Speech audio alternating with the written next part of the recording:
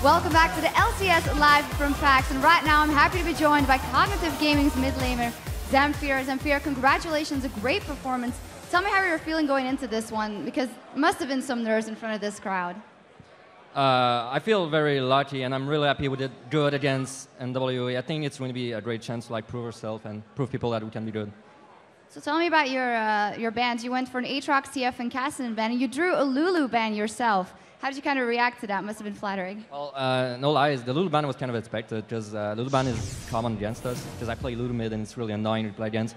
It's a really strong team pick, so it works in our favor, and then they can ban the stuff we play, like Zad, Cardos, etc. As for our bans, we banned Aatrox because they play a really mean Aatrox. We banned Kassadin because they play a really mean Kassadin. And the third ban was, what did we ban again? Well, Twisted Fate, yeah, we banned Twisted Fate because they play Adiana really mean Twisted Fate. It's really not, we didn't want them to have the picks they're the most comfortable on. So tell me about that first game when it looked like it was a breeze for you guys. Did you expect it to go that easy? Well, we didn't expect the first game to be that easy, let's say. We were expecting a really close game, but we got really lucky because the bot lane did a lot of work, and they got a lot of kills themselves. And the enemy didn't really get much done, so it really turned the game in our favor, and we played trying to save. We got objectives, and really it just snowballed. And tell me about that second game, because they pulled out the Swain pick, and you also had to play against Quaz. He's normally top, but he decided to go mid versus you. Yeah, Quest tops, and he's also mid. They like to swap a lot. As for the Swain pick, the Swain is a really strong lane bully, but Swain, when you play Swain, you need a lead in the lane. That's why it was scary, because Swain got the lead he wanted because of Jarvan and the fact that he's Swain. Then we had to deal with a very fed Swain, but luckily the other lanes did really well, and there was no other threat. So as long as we kept igniting, exhausting, and focusing Swain every fight, they really could not do anything. Didn't have the damage to back it. Absolutely. Finally, tell me a little bit about how important it is for you, for your team to grasp that spot in the promotion tournament. How important it is for your team if you would be able to grab that spot in the promotion tournament. It's really important because then if we win the PAX, we have the LCS relegation. We have a spot in the LCS relegation, and it's the first time we actually travel to a LAN and do something like that. So I'm really happy that we won the first game and we're going for the final. Thank you very much, and congratulations on that very strong performance. All right, now let's send it over to Kobe and Freak at the desk for a look at the updated Challenger bracket. Yeah, thank you very much, Shox. And with the first semifinal Challenger Series down, let's take a look at that bracket. With their win, Cognitive Gaming moves on to Sunday's finals, where they'll play the winner of Saturday's Complexity versus to-be-determined matchup. And the team that takes down the Nexus in Sunday's final will earn a spot in the spring promotional tournament. Okay, guys, now earlier we asked you to look into your crystal balls and tell us which North American LCS pro will have the most impact in the playoffs and why. And here's what you guys had to say. Dog2 says, I reckon Lemonation from Cloud9, not only is he an amazing shot caller, but he's also the mastermind behind picks and bans. It all comes down to that notebook. Everybody always talks about the notebook they're carrying around, the secrets that are held inside. And of course, I agree. Yeah, I think it's really wise. You know, being the shot caller is really important. And of course, speaking of that, our next tweet says Reginald's going to have the most impact. TSM always relies on him for his play calls, and if he goes on tilt, they might just lose. Yeah, you can definitely tell when Reggie's on tilt. The whole studio can tell when Reggie's on tilt. He'll have a huge impact on that team.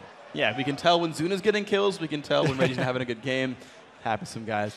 Next up, of course, Vito says, I think Medios will have the greatest impact on the LCS gameplay because of his vast skill and decision-making. Go Cloud9. He was a very early adopter of Zac Yeah.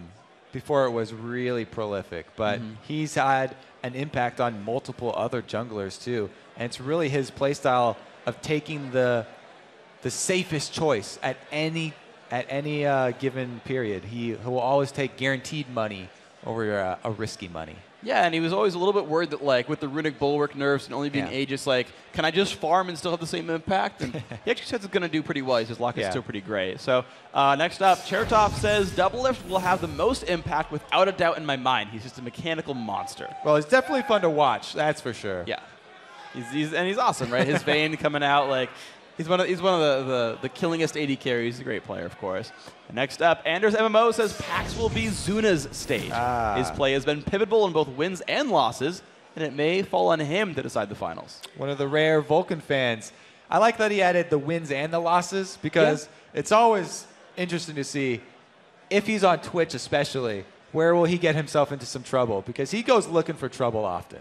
He does. So it's the tweets for us for now. Congratulations to the winners of those Logitech Gaming mice. Those are some prime tweets. But keep them coming. We want to hear from you guys some more. Again, we are at LOL Esports. Remember to use the hashtag LCS. Several times this summer, we've asked you for your opinion on everything LCS, and today is no different. Head over to bit.ly/PAX feedback and answer a few questions like, what do you think about fantasy esports? And help us level up the LCS even more. You know, one more level, Kobe, we might just unlock Flash. Was that like level 8, 7, 12. 10? 12? 12. Wow, it's been a long time since I had to level up. Level 12, I still know it. Anyway, guys, we're just about ready for the North American LCS pros to take to the Rift for the regional playoffs. But at that bracket. In the quarterfinal round, it's the third-seeded Team Solo Mid versus the sixth-seed Counter Logic Gaming. And in the second series, it's the four-seeded Curse taking on the fifth-seeded Team Dignitas. And the winners of those matches move on to the next round to face the second-seed Vulcan and North America's top team, Cloud9. Of course, those teams each got first-round byes because of their 1-2 finish in the regular season. And in something new for the LCS this split, the losers of today's quarterfinal matchups will drop into the fifth-place match. The winner guarantees themselves a spot in the Season 4 Spring Split, while the losers will join Team Coast and Velocity Esports in the promotional tournament.